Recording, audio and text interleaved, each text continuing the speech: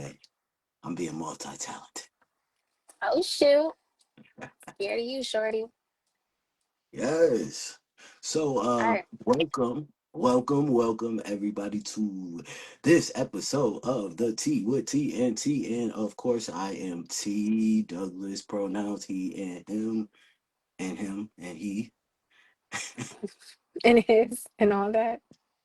and all that. I I am Tamara Lee, the editor of Blackout Magazine. She, her pronouns. Welcome to Tea with TNT. So, first off, let me just start by apologizing to everybody for last month's mishap, right?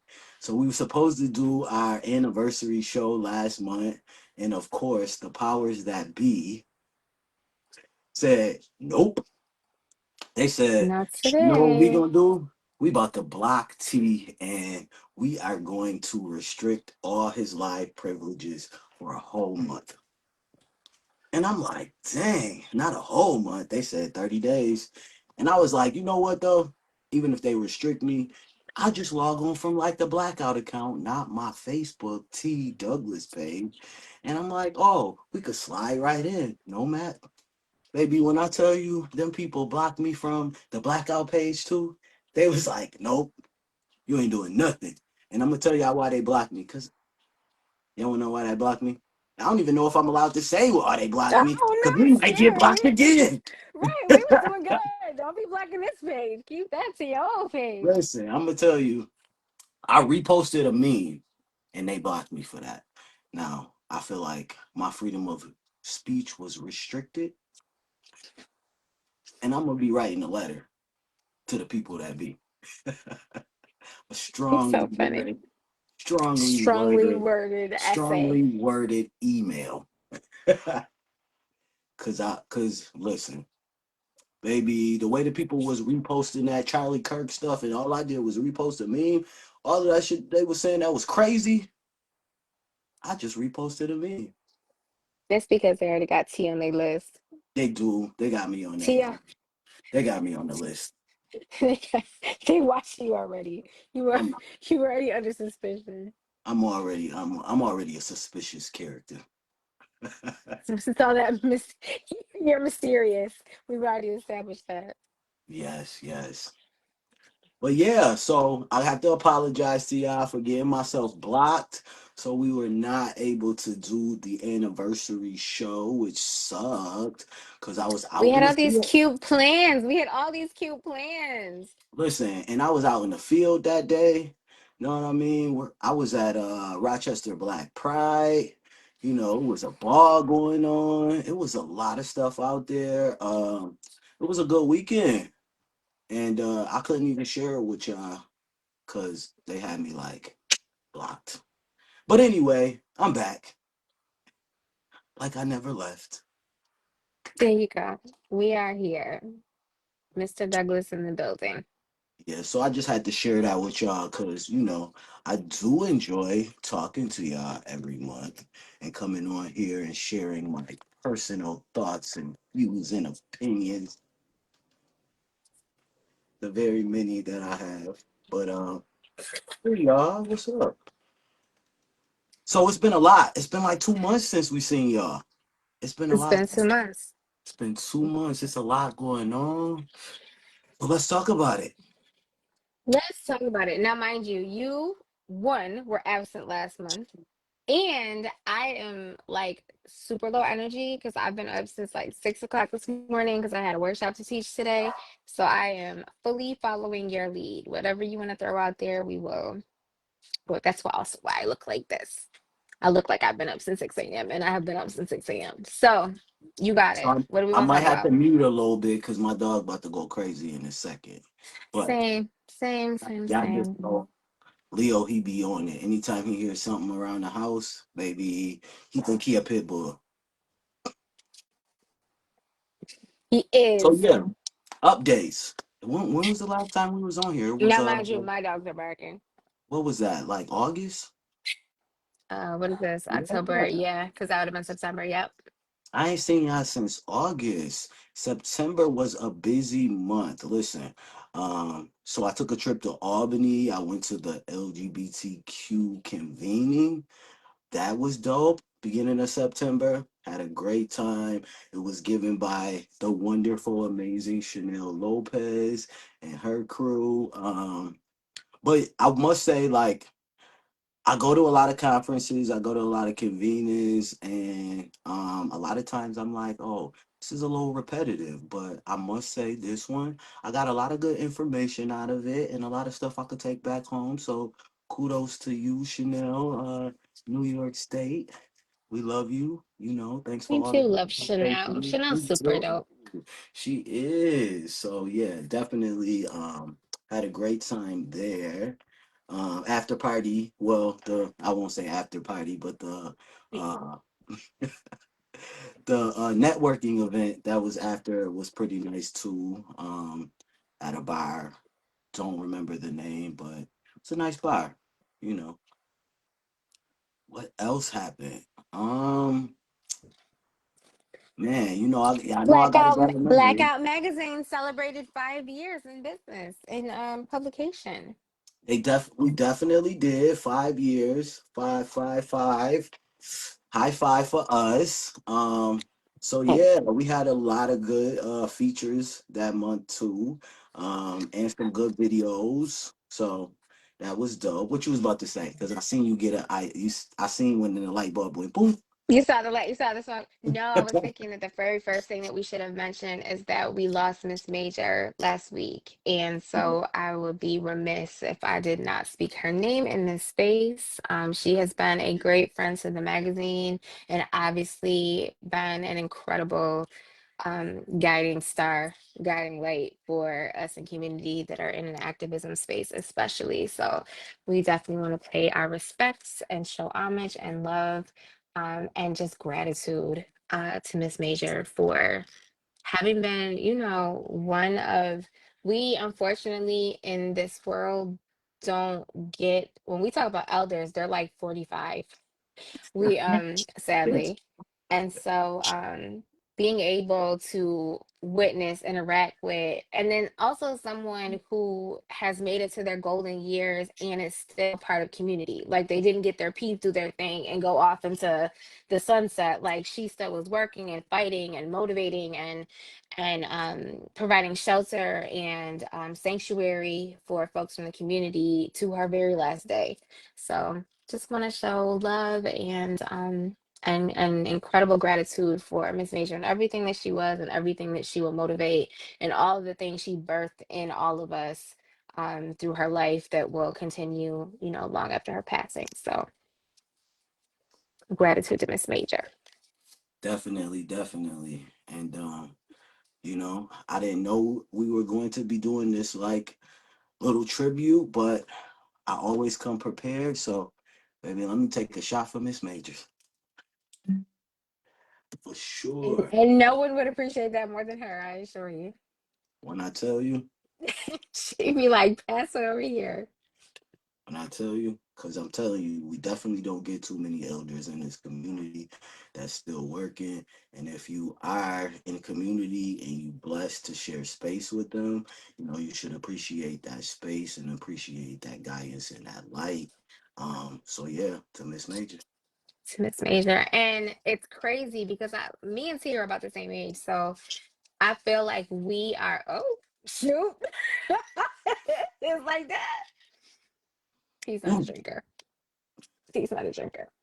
Um, we are really like our generation, I feel like are the first ones that have really gotten the opportunity to have true elders. Like, I mean, not that there haven't always been folks that led the way and that, taught us and educated us and cared for us and protected us. But again, when we were, 19, 20, with those people that were teaching us, they were 35. Like they were 70. You know what I'm saying? Like I feel like because we lost so many incredible people through the HIV and AIDS epidemic in the 80s, through mass incarceration, through just healthcare disparities, not to mention the violence that is visited upon our community daily and especially the trans community, like we're the first generation of people that has gotten to really have elders. I mean, you might find a person here or there, but for the most part, we're the first ones that have gotten to experience that. So that's a really big deal. So we are going to dedicate the November magazine to Miss Major's memory. So make sure y'all tune in to that and see what we have going on and put up and the stuff that's in the issue. But that's the direction I think I'm going to approach it. Creating that issue is the fact that, what a blessing it is that our generation was able to start having elders in the community, and what it looks like for each of us to be next. Like we are becoming the elders. So Ooh, I know that's a word. Um, Definitely becoming the elders. I was talking to some, some of my friends that I came up with, and it's funny because they were saying how like holidays ain't like they used to be, things aren't like they used to be, and I'm just like, well, that's because we are the people that's supposed to be creating those well, spaces. can I tell you how much Ooh, that bothers me? I feel like I put up a post at least once a year where somebody is talking about like I don't even enjoy like Christmas isn't Christmas anymore. Like nobody does anything, nothing happens ever since whoever died, this person, that person. I just don't understand that because who do you think is supposed to be doing it? Like we are the aunties and the parents and and my the I mean uncle. people who are how old am I? People who are 20 years younger than me have children out here in the world. So who do you think would be creating those traditions and keeping them going if not us? Like who if not us? Like it's Right, our turn. And a lot of us, some people are still blessed to have parents and grandparents. All my grandparents are gone. I still have my mom, thank goodness, but my dad is gone. So like I get it. The aunties and uncles are thinning out, whether chosen family or birth family. But it's us. Like, how selfish is it that we're just like, oh, I'm not gonna do nothing with my kid. We not having Christmas. We not having Thanksgiving no more because my mom gone. Like, did who?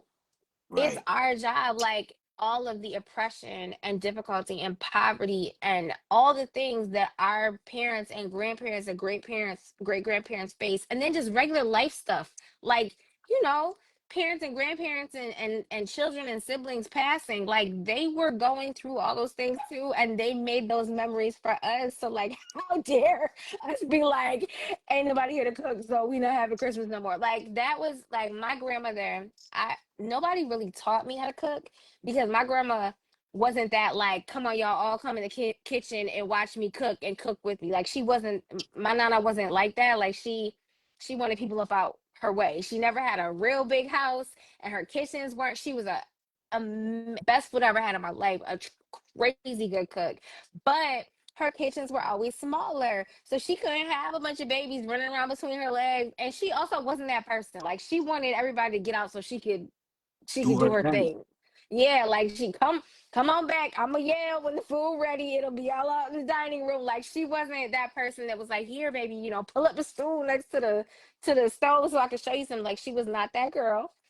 But she was an amazing cook. So through my lifetime, I developed the ability to taste those food, and it might take me a couple shots, but I can recreate like the flavors. And so I do it when I go to restaurants, but I definitely did it with like the things that she made that I love the most: her potato salad, her double eggs, like her greens. Like I figured it out. Like I put in the work and the time to figure it out because those are things that I don't want lost with her. Like I want my kids, like I could spot the taste of my grandma potato salad across 17 counties. And I want my children to be able to do the same. And, they look at it as my potato salad, but really that's hers because I figured out what she put in it. And I might have asked some questions back then, but for the most part, I just had to play with it until I figured it out. And no shade, even if you didn't have somebody to teach you, you know somebody who can cook. So go spend some quality time with them people. And usually people who love to cook love to show people how to cook and love to show people, feed people. Like there's not like Black women love to feed people. And so find you one. It don't got to be your family. Like find somebody who will teach you something so that you can pass that stuff on to your babies. Like it's gonna die with us. Like it didn't die with them. It will die with us. Like we still have those opportunities to make those things happen for our kids. And even if it looks like creating new traditions and not doing the things that your family did before for whatever reason, maybe it's a trigger for you, maybe it just hurts too much, then create new stuff with your babies, because what are they gonna have to pass on to their kids? That just holidays not gonna happen no more ever again because you said that your big mama died and she was 99 years old. Like we gotta realize it's us now. And if a lot of times we don't think about like where our parents were at our age, like if you think back, a lot of the stuff that you remember, your parents was probably younger than you are right now, doing the stuff that they was doing. I can't hear you. I can't hear you. Yeah, I can't hear. You was fine. Now I can't hear you.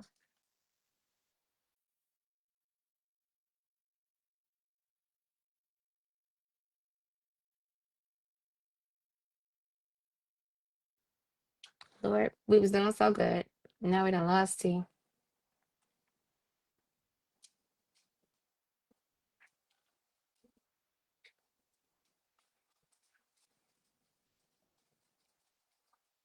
Okay, let me keep running my mouth and teapot until teapot back up. So yes, so make sure you keep those traditions alive. Something that's so part of culture. And again, a lot of us have strained relationships with our birth families, our natural families.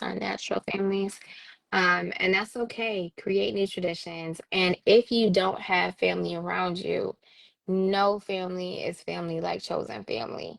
So, come up with a Friendsgiving, figure it out, go over to one of your auntie's houses or something, but make sure you keep those traditions alive. We owe the next generation that just like we had it. Um, it's a disservice to the memory of those people to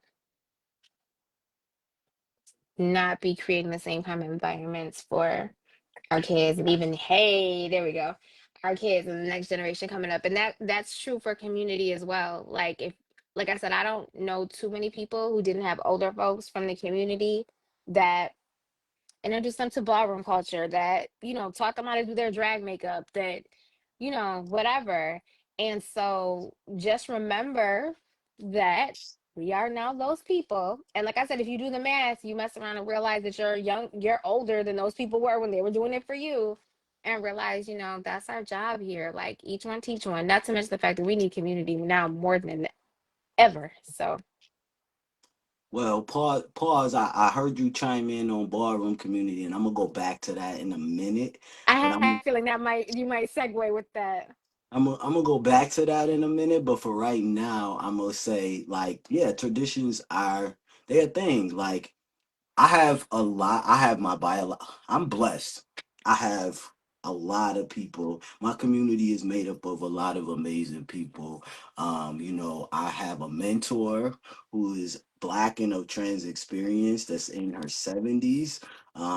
So Shout I guess out to Miss Ari. shout out to Miss Irie. So if it wasn't for hers, a lot of times, and I tell people this all the time, I would not be doing the things that I do in the community that I'm in, representing the spaces that I represent.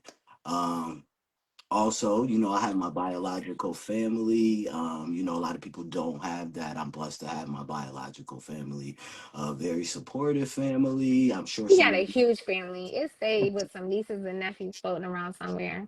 Listen, a huge family. That's what happens when you got five sisters. You got nieces and nephews floating around all over. They grow up and then they got kids floating around. And, I don't even know what the tally is right now, but I'm somewhere in the 20s when it comes to like nieces and nephews. But for me, um, let me see.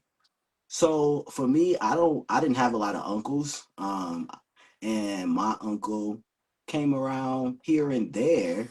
Um, Great guy, but wasn't very like active. He kind of kept to himself. But if you needed something, he there for you, monetarily. Um, but baby, don't ask him to show up at no school picnics, no recitals, no none of that. But you know what I'm saying, you need a good coin, he gonna shoot it your way. He was that type of uncle. For me though, I try to be the very like I try to be an active uncle. Um, I try to specifically have a relationship with like each and every one of my nieces and nephews. Some of They them so cute too. They so they cute. are so cute, but I do try to have like when I was younger, I feel like I may have been like more present because I didn't have so much going on in my own adult life. But I do try to like stay present. I try to make it to like birthday parties, because of course there's cake there. Um, I try to make it to like holiday functions, stuff like that. Just because I do know that those kind of things do matter. I try to do like pop ups if I'm in their city or around their house. I do a little pop up if I'm there. Knock knock, see what y'all doing. Stay for a while. Um, but yeah, so I think that stuff is important. I thought about you. I thought about you today because remember I told you there's that gas station across town that has the New York cake. I Oh drove yeah. I drove clean out my way today to go to that gas station to get my from New York City. Listen, when It's a I tell thing. you the cake, listen, once you get in my circle, you might have a thing for cake. I'm telling you, I think it's subliminal. People hear me say it so much that they like, I do need cake, and then they like, oh, tea. It's like a thing now. The thing. But yeah, and then I have like my Buffalo family. Which is amazing. They so dope. I just did a photo shoot with them, which was really fun. My best It was friend. super cute. And happy birthday, Sean. Yes, and happy birthday, Sean. He was our August cover. Um, Definitely happy birthday to him. I just came from his birthday party last night. Did my other best friend from Atlanta's birthday shoot uh a couple days ago, which is so funny because she is a Disney fanatic. You know what I mean? It's like, what do you buy the girl who has everything? Mickey Mouse. That's it. It don't matter what you get her. Mickey Mouse. It could be I'm sure she already has it, but she'll be like, oh, now I can wear this one, and this one will go on the shelf. So it's like but yes, so like we did a great like photo shoot, and then for the last part of the photo shoot, because her birthday is in October, she wanted us all to dress like a Disney character. Can I tell you, I was really trying to figure that out. I'm like, is this Halloween? Like, I saw it in your story and I was like, is it a Halloween? Like, because I was looking at your outfit and I'm like, I'm trying to put it together. Like, I'm trying to make it make sense. I like, it is Halloween time. So, like, maybe it's a Halloween thing. Like, I'm so glad you cleared that up for me. Yes, yes. So like that because she saw her Mickey Mouse costume on, she was like, yeah, I need everybody to be in Disney wear, like something Disney for sure. So of course, I picked the dopest Disney character, the one that cussed, Donald Duck. Um, so that was why I'm in here. That's so funny to me. Not the one that cusses. So pictures coming soon. I'm pretty sure she gonna drop them on her birthday. But happy birthday, Lola. Happy birthday, Sean. Yeah. So birthdays, and two of my nieces' birthdays was also, one of them was yesterday. She turned 10. The other one was 2 weeks ago, and she turned 10. Um, yeah. So it's been a exciting month. And It is Halloween ain't so even here fun yet. having it. It is so fun having cousins the same age as you. That's like top tier. It is. I grew up with cousins, two cousins the same age as me. Um, and it was definitely top tier for sure. I had one cousin that was the same age as me, and because I was the youngest of all the grandkids, so most of my cousins were a lot older. But I had one cousin that was the same age as me, and me and Jordan used to. A time was had. But time was that. So yeah, that's been my month so far. Still coming up. I got a couple things coming up. work with the LGBTQ youth. So I'm excited that this weekend I get to take them camping. Um, if anybody knows me, they know I am not a camper. I'm not a camper. It is cabin camping though. I'm not pitching nobody's tent. But yeah, out sleeping in a log cabin or whatever that. Listen, y'all just know I do it for the kids because if anybody was like, "T, let's go camping," I'm gonna be looking at them like, "Glamping? Is there a hot tub?" But honestly, I feel like it's an experience that all people should have.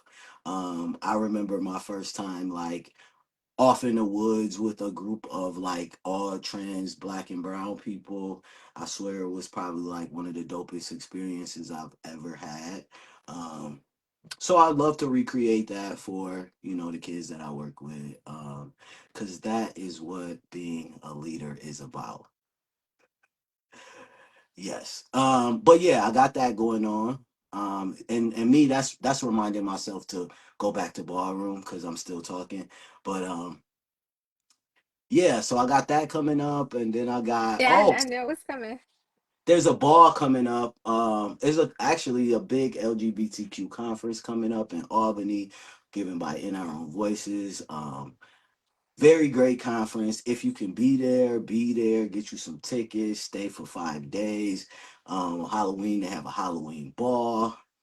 Conference only happens every other year, so if you miss it this year, you gotta wait another 2 years to go. But I I will definitely say, thought it was last weekend, so that's good to know. no, no, no. It's next weekend, not this weekend. Okay. Coming up next weekend.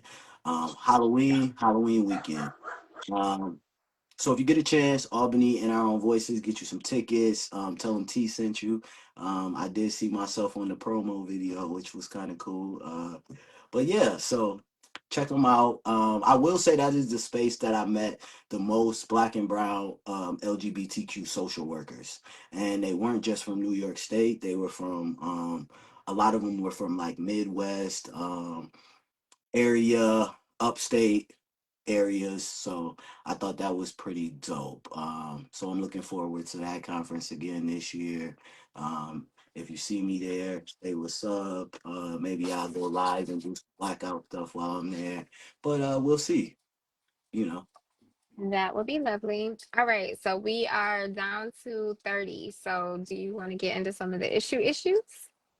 Let me read a little bit of the comments. Let me see if we got any comments that I need to check up on real quick. It's mostly people talking about they like camping. Oh, do they, baby? Y'all Yeah. could have told me. I could have signed up and went. I'm just playing. People love camping. Well, also I need a couple activities, so if you know some things that like I should definitely be doing while I'm out there, let me know. I'm sure I'm going. Me, I'm all about s'mores. So if it ain't the s'mores, I don't. No, I got some activities planned and a lot of other adults that I work with that are campers, thank God. Um, but yeah, I'm hoping tell y'all next month all how it went. I'm hoping I don't lose no kids while I'm out there in the woods. Yeah, all Let's the hope things. not. I'm like, listen, they following my lead and I'm not a camper, but I'm a great responsible adult on most days. Most Um, days. So yeah, getting into some of the issues, baby. I know y'all seen y'all. I know my timeline been going wild, so I know y'all timeline been going wild. Um, and I just need to hear from some of y'all that chime in. If y'all don't gonna chime in right now, at least chime in on the replay. All of this pedophile talk in the ballroom community is sending me wild. Because I'm hearing like it's crazy for me as a person that works with youth. It's crazy for me to like see it in real time and see adult victims coming forward and like seeing a response from other adults who are like, oh, these kids was lying about their age. Oh, these kids was being fast too. Oh, they wanted to sleep with the adults too. Oh, this, that, like, and I get that. No, we all know somebody young that's hot in the tail. I'm gonna say it like that. We all know somebody who is. And like, so for me, I'm just thinking about these spaces and I'm like, you're the adult in the room at the end of the day. Um, so I can be in a space with people who are younger and they can flirt with me 100 times over. But at the end of the day, one, I don't like kids, so never have to worry about that. But two, I'm also the adult in the room who should be like, hey, this is inappropriate behavior, and this is why. Hey, you should respect yourself more, and this is why. And the fact that I keep seeing people who are like, oh, there are kids who are in these spaces that they not supposed to be, and they know what goes on in these spaces. And how do you know what they know? Kids are naive. And even if they Kids, did, and even if they did, again, you're the adult in the room. So I just can't. Listen. I can't agree with you saying that. Oh, the kids shouldn't be there, or that the kids, whatever the case is, like you're the adult in the room, and not for nothing, you're supposed to be the leader and the mentor in the room, being the adult in the room. So when you're in these spaces, and it doesn't matter, you should always want to protect the most vulnerable people in these spaces, and these are kids. So like, well, I think it's a lot of different issues that it brings up. One, I don't know that we have a tendency, loose we, I don't know that we have a tendency in community to label people like the way you let it into it was talking about pedophilia in ballroom. But I don't know that in the community that we tend to even label it that way. And it I'm gonna should. label it what it is. It's And it pedophilia. should, but that's not how we tend to talk about that situation in community. We all know somebody who has a pendency for younger ones, even if they're over 18. So it's technically not inappropriate where there's a differential of power, whether that be financially, whether it be your position in a house, whatever the case may be. We all know the people that have that prey upon the youngest and most vulnerable people in the room, even if they're of age, which is also not okay. Um, but I think that one of the problems is we don't even call it that. And I think it kind of shouts back to our conversation about elders, um, and like what that role is, what that job is, and understanding the responsibility you have in community that comes with that role. And the fact that so many of us are alienated from our parents, that there adds an extra layer of vulnerability there, because you may not have that older person to be able to talk to about relationships or life or what's next or LGBTQ world or ballroom or whatever. Like, usually in a typical, I don't even want to say typical, normal, typical, whatever, heteronormative family, if you can't talk to your parents, there's somebody. There's an auntie, there's a cousin, there's an older person that can share your experiences on some degree that you can go to for that guidance. And a lot of times, because of the fact that our lives look different and our path and our journeys are sometimes different within our community, you don't have that person. So you are left longing for that parental figure, that parent figure, that guidance, that love, that structure, all of the things. And if you are then using that power differential to get goods out of it, like, call it what it is. Like, call it what it is. It's just like in more hetero. I mean, this crosses over as well, but like it's just like the difference when you see like a 45-year-old man that is overly friendly with young girls, but if there's a 45-year-old woman teacher overly friendly with young boys, like the reaction looks different. How that's considered looks different. And we got to check that. Like, we have to understand the spaces that we're in and the privilege that we carry and the power that we yield. um being the elders in a room and what that responsibility looks like. Because like I said, I don't even know that we call it necessarily call it pedophilia. Like we act like that's just part of the tax of being That's in the room, and that's no, not it. that's not it. And working with kids, I see that. Like I see young girls who come in, and that is what they expect, when they meet somebody like me, because that is what they're used to. And, Yep. I really have to sit them down and be like, hey, like, we not about to, this is not the type of relationship that we're about to have. Like, I'm here to help you, and that's it. I don't want anything from you but to see you do better.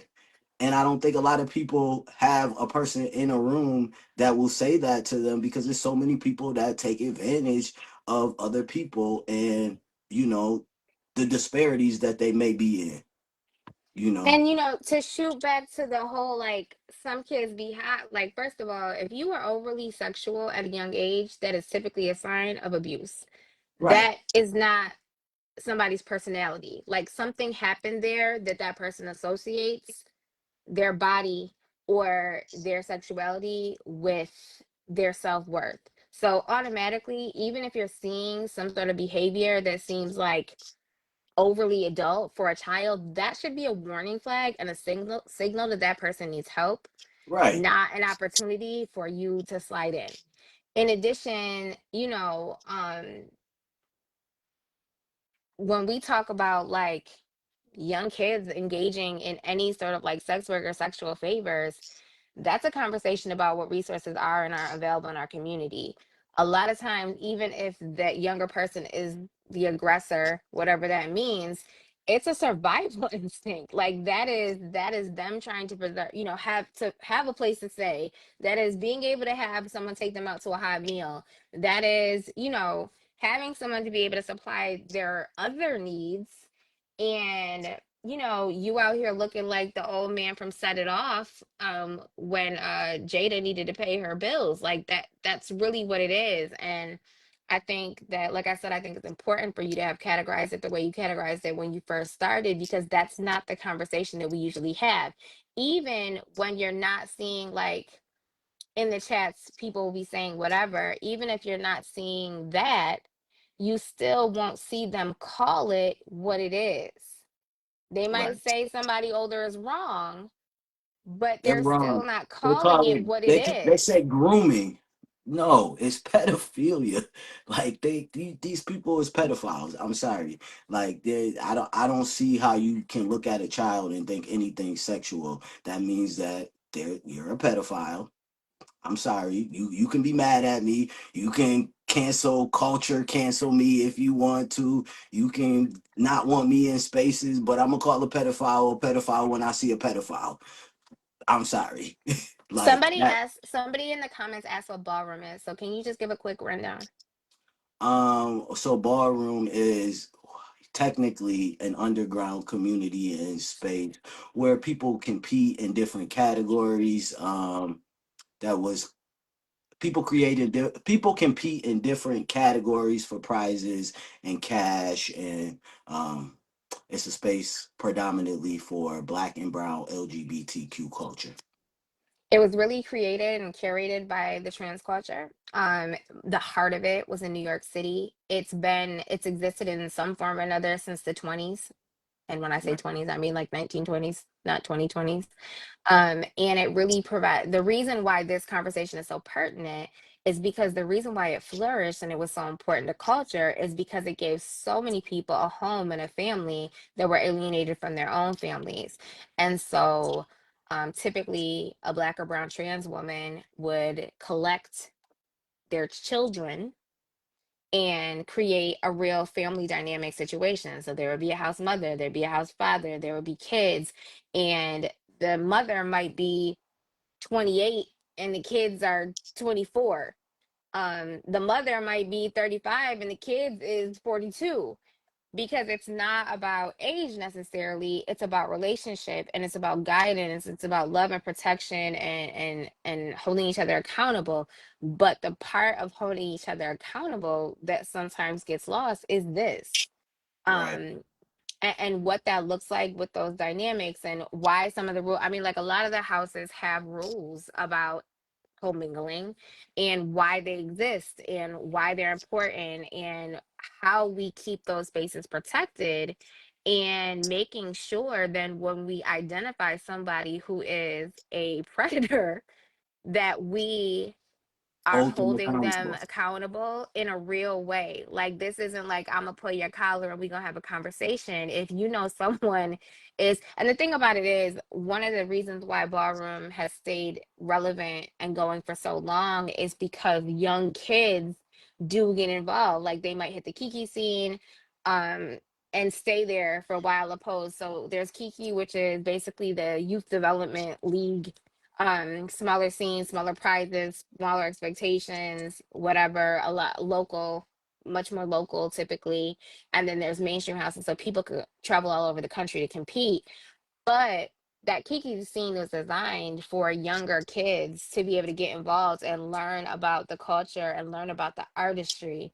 And so you are creating a space where younger people are invited into, and their responsibilities that come with creating those spaces for younger people. And again, I think it's obviously not pedophilia if you are over age, but I think even when we see elders in community that have a predisposition for like these 19, 20, early young, gullible, naive individuals, that we, maybe that's not a label, maybe that's a pull your collar, but it's something, because there has to be accountability there, because there are so many negative connotations about our community as it is, about grooming, about us all being predators, about all of these things, and about children and youth not being safe amongst us. Like, it hurts us as a community so much to have these handful of sickos running around doing things that then reflect on the rest of us, not to mention the actual harm that they're doing to these kids that they come in contact with. So we got to do better. We got to do better. We got to do better. We got to do better. And y'all need to start holding y'all pedophile friends accountable. I'ma just say that. If you know your friend is a pedophile, hold them accountable. Pull Yeah. their card. Call the police. 911. I'm just gonna say that. Cause I'm calling the police. If I know you're a Be, pedophile, baby, calling the police be, on you. because at the end of the day, no matter what the behavior of a child looks like, that's a child. That's a And child. you're the adult. Like, when did you not become the adult in the room? Like, you don't get, if you call yourself a leader and a guider and, a role model, you don't not get to be the adult in the room just because what you had a drink or whatever the case may be. No, you're the adult in the room every time you step in the room with people who look up to you or people who are youth or anything, vulnerable people in general. X. But yeah, that took about 15 minutes. Let's move on. And next, And what next, else is what else would you like to talk about, Mr. Douglas? um, you know, let's see. What do I got coming? What do you got coming up? What you do? Let's talk a little bit about you. Shout out to Today, you, Sam. what do I have coming up? I don't know what I have coming up. That's really up in the air-ish. But today, I facilitated a workshop. That's why I'm a little low energy today, because I was up very, very early and had to facilitate a workshop all day long about pride. Actually, this is a conversation. We can have this conversation. So there's a pride near me that crumbled. The organization that had been holding up Pride, and I know T gonna have some stuff to contribute about this. The organization in charge of Pride folded recently. They blamed it on funding, they blamed it on political pressure. And although those things are very real things, because funding is very difficult for Pride organizations, I mean, organizations in general that serve our communities, but certainly Pride organizations right now, sponsors are fewer and farther between because of the political climate and pressure to not support the community, et cetera, et cetera. That money is fewer and farther between, but at the end of the day, there was some mismanagement issues and that organization folded. So um we got a bunch of organizations that serve the area together to have a conversation about like what pride looks like. First of all, the difference between like we tend to use pride interchangeably, but like pride is an experience as in like how we experience it. Pride is a festival event, but it's also often an organization. And with the commercialization of Pride, like Pride started, you know, we all know the phrase first Pride was a riot. Pride started um with Stonewall, and it was a riot. It was a 7-day riot and marching, which then evolved into being being a parade. Like that's where the pride parades came from. And that's where pride festivals came from. It turned into less of a fight and more of a party over time as we became more palpable to community, and gained more legislative rights, than we had once enjoyed. So with that and with most things, it became very commercialized. It also takes a lot of money and structure and organization to pull off pride events. If you have ever been a part, I have now been a part of planning the third biggest pride in New York State. I have worked with prides all over the country in my consulting, whether it's through like strategic marketing or strategic planning or marketing, or making sure that they implement diversity stuff, to make sure that they're really reflective of community and make sure Black and brown and trans folks are included in prides, because prides over time got very white and very cisgender and typically run by older people, which is not reflective of our entire community. And so that's work that still has to be done damn near everywhere. Outside of New York City, which is super, super diverse, it's usually work that has to get done everywhere. So it's a conversation like, who owns pride? Like, because of the structure and the money and like the fiscal responsibility, a lot of times prides end up shifting from like grassroots folks to entities, whether it's its own pride organization or it's like a medical conglomerate, the Metros, Cans, Evergreens, Trilliums, et cetera, of the world. And what it looks like when pride goes from a belonging to the people to belonging to a company, Mm, what representation looks like, what the community voice looks like. Like I can speak specifically, I'm originally from Rochester, New York, so I can speak specifically to Rochester. Rochester Pride started out as grassroots organizations that were getting together and did a festival in a parking lot. It then was taken over by the agency that I years later ended up being a director at, and so we were doing Pride. And there were a lot of disgruntled folks that did not like the fact that it went from coming from directly from the people to this agency. There was a social resource agency. It wasn't like a pharmaceutical company, but it was an agency. It was a 501c3, but that brought in all the sponsorships, and it got bigger and glitzier and much less community oriented. To COVID came, that shut down, the agency shut down, Pride started popping up again because you can't cancel Pride. And so Pride started popping up again in a grassroots way.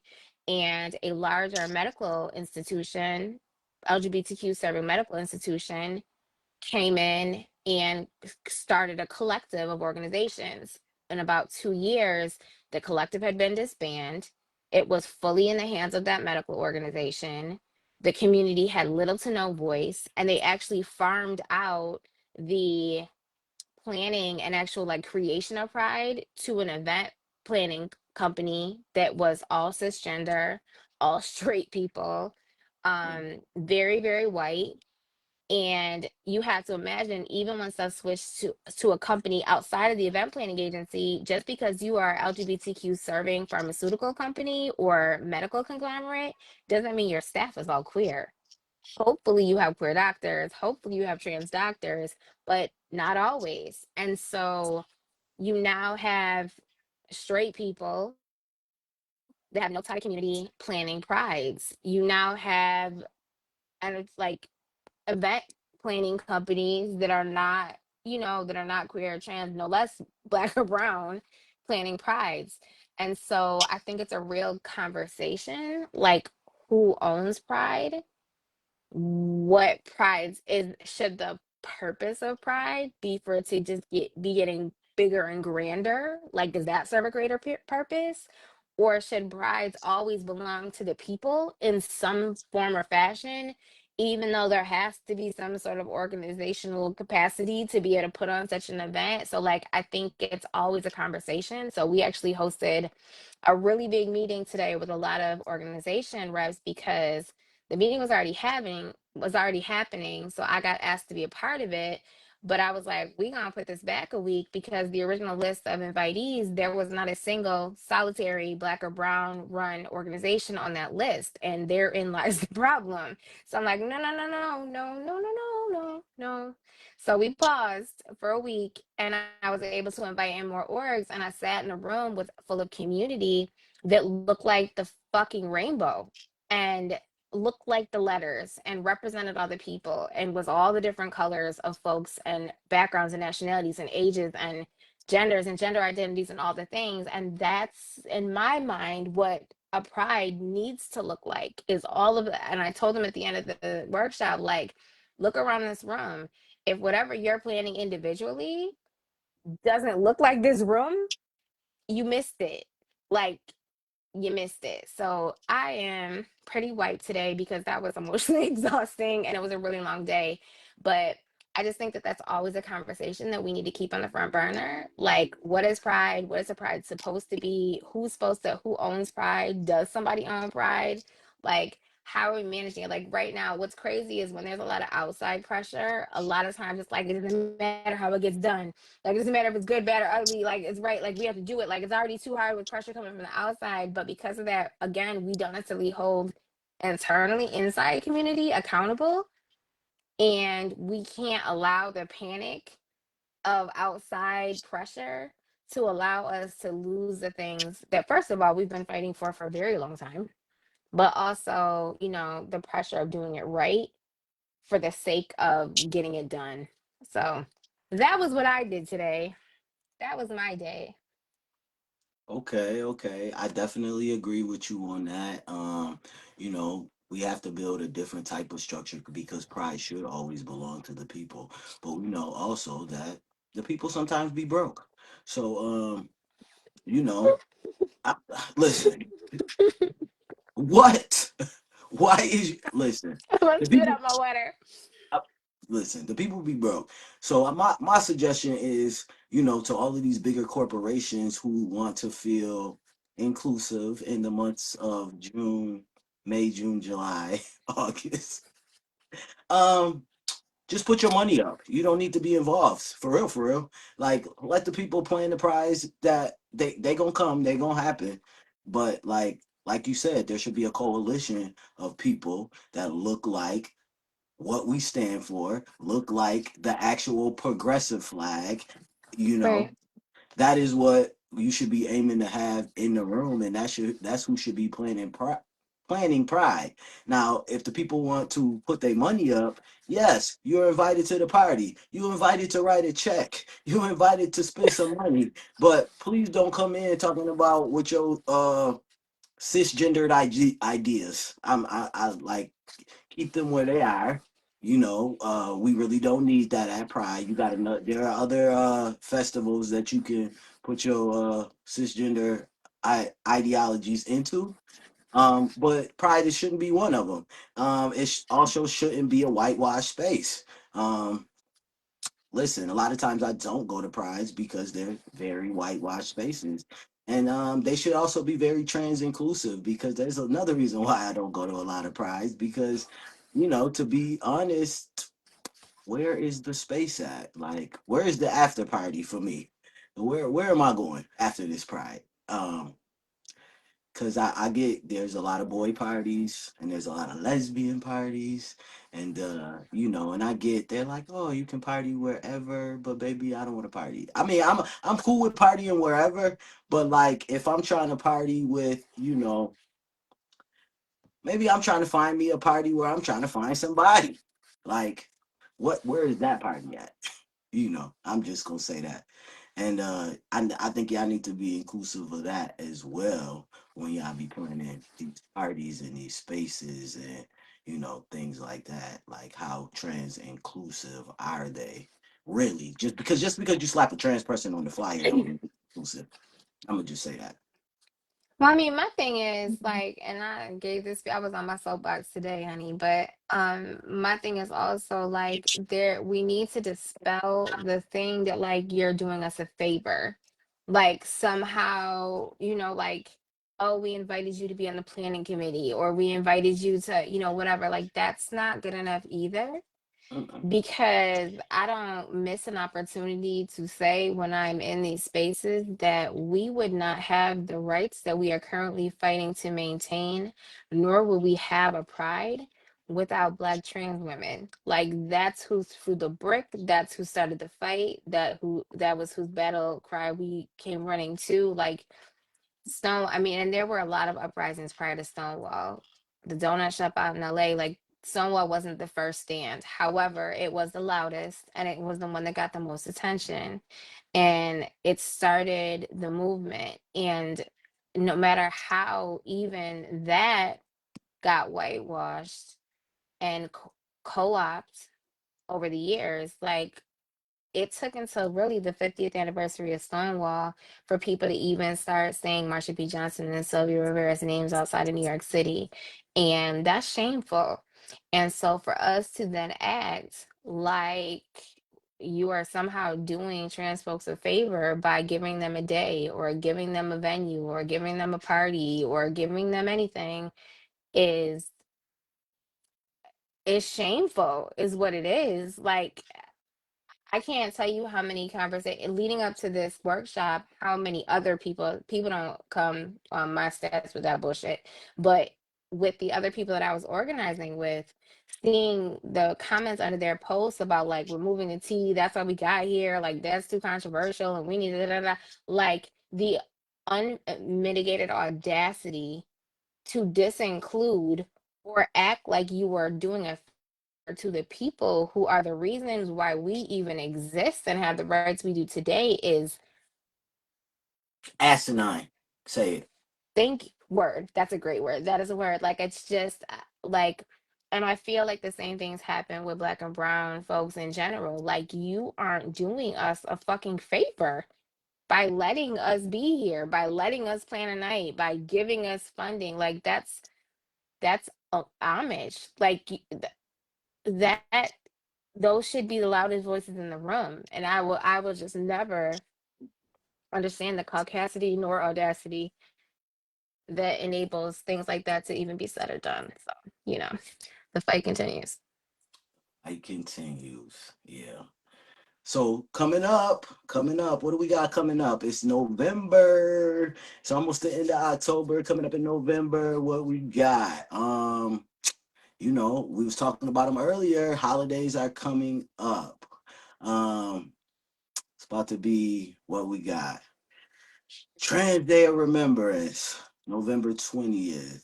We got Thanksgiving coming up for sure. Um, so what else we got in November? Is those the only two for November? Well, of course, everybody's community should be having Tidor events throughout the month. So make sure that you are supporting and attending your local events. Um, I know all kinds of folks that are having stuff this year. I think it's more important to make sure we maintain that visibility this year than ever. As the trans community continues to be under attack, like whether you are from the community or outside of it, we need to be showing up, showing support, showing love, and shutting the fuck up also. Just if you are not trans, then this is your time to show up and give your coins or be there in body and presence. Be first line of defense, but also your opinions aren't necessary or warranted there either. Just shut the fuck up and show up.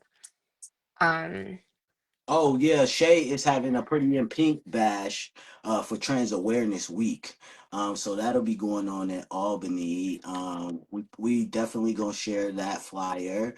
So look out for that. They will be giving some awards to some elders that night. I do know that. And I will be in attendance in Albany saying what's up to y'all. Um, oh, and then next night. I will be attending in Rochester the Wave Women Gala. So that should be cool.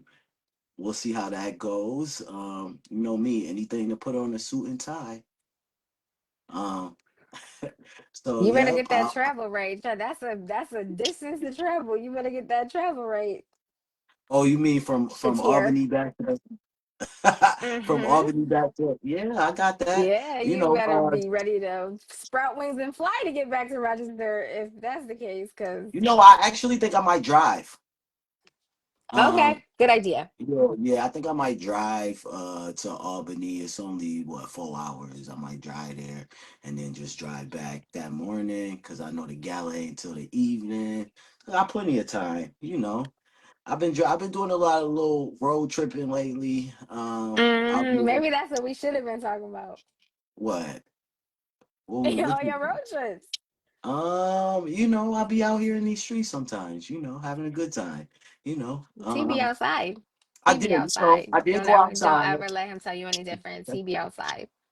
I don't be outside, y'all. The only time y'all see, I only exist online. This the only time y'all see me. Y'all never see me outside, do y'all? So funny. Y'all see So pictures funny. of me outside. Y'all never see me outside. Which is proof of T being outside. Don't let T lie to you. T is Mixie. Don't let T Hey, lie. y'all never see. But no, I had a good time. I took a little road trip out of town, internationally, of course. Um, ooh, and I had to cross the border, baby. My heart was like, you know I how was it goes. nervous for you. Which is crazy. I had a harder time getting back into the US than I did getting out. Canada was That's like, not crazy. okay, I'm go not ahead. surprised. I'm not surprised. I told you that that's what you need to be most worried about getting back in here. I'm actually not worried about that because if you don't want to let me back in here, I'm not gonna cry a river. I'm just not going You to. can get asylum. You can get asylum now. So there's I'm that. not. I'm not gonna cry a river. Oh, you can't come back to America. Okay, damn. So Trump not my president no more. No, I'm just saying. But no, I had a harder time getting back than I did, you know, coming back. They asking me all types of questions. How long I've been there. Going over there like, what's your citizenship? Where you going? How long you gonna Which be is there? so crazy because when I tell you we used to go up to Canada like every other weekend to go to a party, and it was nothing. I grew up in Rochester, which is, I don't know, a hour and a half, hour 45 minutes from Toronto.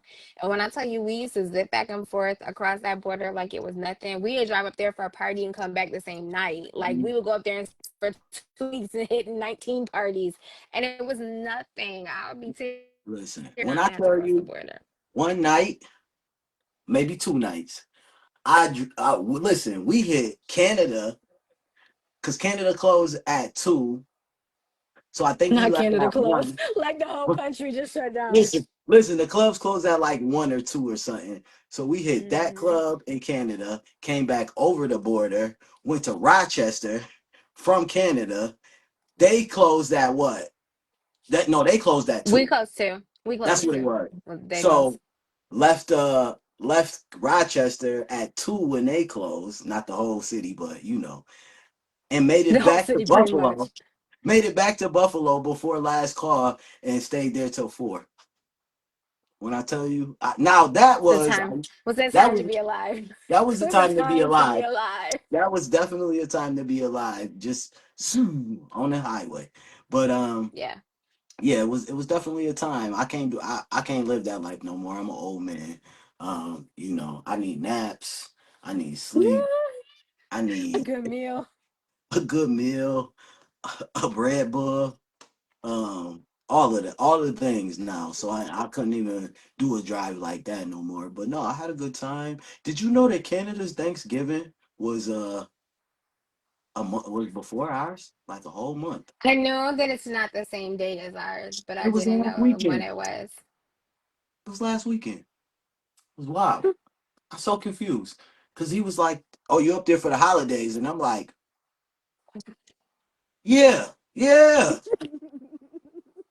I'm at the border, like, yeah, because I forgot just that quick. Like, I'm like, what is he talking? But the people coming back, first off, American people is rude. Let me just stay there. He want to know where I'm coming from, who I know, how long I've known them, how long I've been there, where do they live at, who, like, He's like, I what, don't know. all types of stuff. I'm like, it's not even that serious to get back in America, sir. Why I didn't pull up close enough to hit to my arms is not long enough. I gotta stretch. Not like that's a problem too. Listen, these people take their jobs way too seriously at the border. Like I'm gonna just say that, especially as a citizen who was born here. Like, I wonder if they still getting paid. Because, it's still a shutdown. Like, the fact maybe they were angry because they don't haven't gotten paid in 2 weeks. yep, sound like a personal problem to me. Me said, if you had to keep going to work and you hadn't gotten paid in 2 weeks, I you might wouldn't be a keep going little to work. cranky. I know you wouldn't. Who about to keep going to work and not getting paid? Oh no. A lot of them people are because they um, know they're supposed to get back paid when this is over. They must be Christian men and women for sure. Highly saved and sanctified. Cause baby, I'm gonna tell my job right now that if y'all don't pay me, I'm not coming to work. What? This ain't no My charity. friend, I know I work my for a friend is nonprofit, but this is not a charity case. Like, y'all, y'all better not go that to kind of not y'all that better go kind. to the bank and write a check. I don't know what y'all gonna do, but I need to get paid. Like, My friend is ex-military and she's a teacher now in DC, and she was like she was like, "Oh, I already made it clear." Like, because she during the last shutdown, she was still in the military. So obviously they still have to report because, the military owns you. So like you're on the base and you have to go to work whether you're getting paid or not. And she was like, "Oh no, I went into my teacher meeting, my administrative meeting with the teacher, and I said, just so we're clear, because DC teachers are federal employees because it's a district. Like they're not like there's not a school district. Like it right. all is the District of Columbia. And so she was like, just so we're clear, if on Friday it's not no check in my thing, like don't call me to ask me if I'm coming. Like this is my formal notice that if I don't get paid on Friday, I'm not coming here. Like I'm not doing that again. Like I'm sorry. I'm sorry. No, I'm Who no. about to be doing that? The cost of eggs is too high. Have you bought ground beef lately? Oh, you're a pescatarian, honey. You know how expensive hamburger is these days? I actually It's don't, and like I'm sad. $10. It's like $10 a pound. You know how big of a pound of hamburger is? It's them little packets like this. Damn, what when I did used to eat beef, I could get them big rolls for like 6.99, right? Them little packets like this is $10. Oh no, see, I don't even, I'm so glad I'm a pescatarian because the way that meat be smelling anyway, I don't want none of that. I'm good. Fish is expensive too. Fish is expensive, but guess what? One of these kids is gonna teach me how to fish this weekend. Oh, you gonna bring a cooler and bring it home with you, stock up for the Listen, winter? stock it up, baby. Listen, I'll be telling them I learned the most from the kids. They already like, listen, bait my hook, cause I can't do it. A Listen, mess. I have a great time with the kids. I'm telling you, they teach me so much. I know how to make slime. I know how That's to fun. I know how to do bracelets. When I tell you, and I'm gonna learn how to fish. I even know How the you don't know? difference How you between don't know how to fish? cause why would I go? I live in Niagara Falls. Where am I going fishing? We used to go fishing all the time in Rochester, New In York, which Niagara is 5 Falls? seconds from Niagara Falls. I mean, you ain't about to. No, not in Niagara Falls. It's on them lakes. Like, what is you crazy? I know how to fish. Maybe my grandfather went fishing. He used to bring back a bucket of fish. He used to cut the heads off, and we used to have fish, catfish most of the time. But Hmm. who is sitting outside in the sun? That is the most boring. I might as well go golfing if I'm gonna go fishing. I'm just gonna sit there. It's relaxing. You know what's relaxing to me? Go karts. That is my decompression. Yep. Speedway, 10 laps. That's it. Self care. Love it. Grand Island Speedway. Got it. I'm Okay. Well, if you were out. looking for a fishing captain, P. Douglas is not the one. Listen, I'm not outdoorsy. Oh my God, it was so funny. A friend of mine, we were having that conversation because they had invited me to go kayaking, right? And I was like, so look, I love the outdoors. Like, I love being outside, but don't mistake that to think that I actually am outdoorsy, as in I am participating in outdoor sports. Like, hike, like the kind of hike where you're walking. I could do that kind, but like if we talking about hiking, like you gotta do the thing and the ropes, and then that's not. I'm not. And so it was so funny because I had seen on this TikTok that was like this man talking about, I'm not outdoorsy, I'm outsidey. Let me tell you the difference. Mhm. Outsidey is like paddling and canoeing and kayaking and whitewater rafting and shit like that. I'm outsidey, as in like I'll go outside with a nice book, or when you go look at the stars. Right, And right. that guy, I, like we can, walk through some flowers and whatever. Like I'll take a stroll. Like I'll walk outside on like the beach in a romantic evening, but I'm not like getting in the water. Like it was so funny to me because I am definitely outsidey, not outdoorsy. Don't ask me to camp, but I will meet you someplace with a nice view and we can, make it do what it do. Listen, But for the yeah, I am kids, I'm a definitely. camp. For the kids, I'm a camp. I Some think that shit adults is so funny. actually. I can't wait till you come back and talk about that. Oh Listen, my I'm God. just hoping some mosquitoes. Though it's too we too late in the season for mosquitoes, right? Not if it's warm enough. And you gonna be by the water. Listen, all I'm gonna say is I got my bug spray. And listen, I'm gonna pray for the best. Like adults, y'all can't get me to go camping right now. I do it for the kids. But like if y'all not coming with a hot tub, please don't ask me to go into the woods.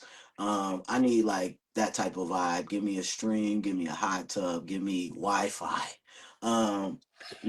Some shit, something like that. I'm not built for stuff like that. Now I can make a fire, and I think the best fish in the world is cooked over a open fire. If you ain't never had fish cooked over an open fire, that is the best fish in the world. It's You something know what about else the is real outside good? here, huh? You know what else is real Oh, you good? Crab froze. legs. Oh, I said crab legs. Crab crab legs. legs on a grill over a fire. That See, I haven't woo, had that yet. I haven't had you that. do you make a like a packet aluminum foil, cut up some lemons and some butter in that thing, and put the whole thing right on top of a grill over the fire. That ooh, everything, So, everything. not doing it with the kids, but what I'm hearing is blackout We going retreat. camping? We What I'm going hearing camping? is blackout retreat. You making seafood boils on the fire. Got you. I'm there. So good. It's so good. That I'm is there. s'mores. I'll mess with Oh that and yeah, s'mores all yeah. day. I'm bringing like 20 bags of marshmallows for s'mores for sure. That is my contribution. Is 20 bags of marshmallows, 20 boxes of graham crackers. Word. But I need All right, y'all. Wait, oh, okay. go ahead. No, I was gonna say, but I need the Reese's cups instead because I like a little Oh, peanut butter in my that's small. that's a lot happening. That's a lot. That's a No, lot it's just happening. chocolate and peanut butter. That's it. Boom, boom. You got that. I feel like and marshmallow though. Like I And feel like that's a marshmallow. lot. And marshmallow. But listen, I'm gonna try it with some Nutella next time. Oh, I'm now a, Nutella, I I'm can get with some adventurous. Nutella now. I'm I can get adventurous. Nutella could be the thing. That you are. That you are. All right, y'all. This has actually been an awesome episode. We hit some real serious stuff. We had some fun stuff. At least we ended on a little bit lighter note that I think is important. It's a lot of serious stuff going on in the world, so we want to be able to send you out of here with a smile.